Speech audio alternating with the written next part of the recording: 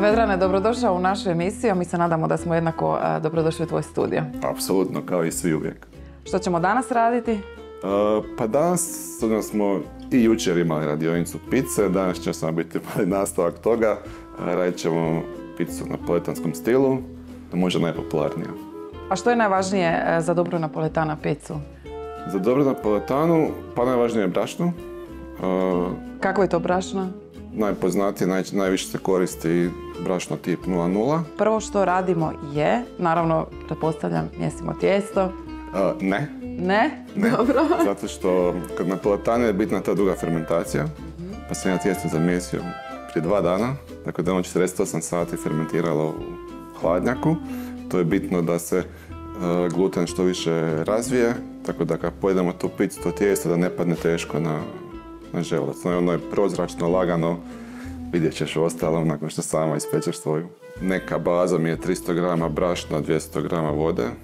Malo kvasca, malo soli. Ću sad ja pokazati prvo kako ga pravilno oblikovati.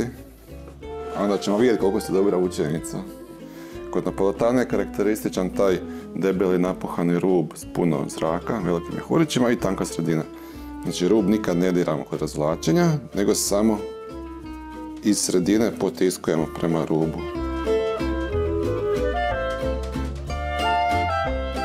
Sad možemo ovako kao preko vrhova prstiju da težina tijesta u biti razvlači tu sredinu.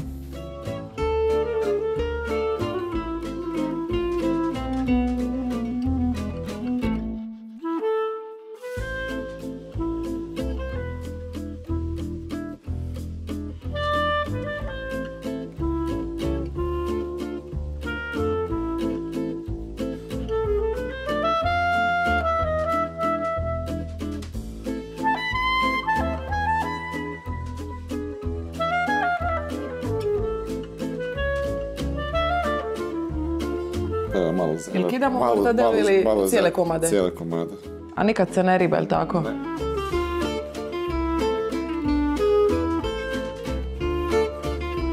Ok, mislim da je došlo vrijeme da ocijenimo čija je pizza bolja.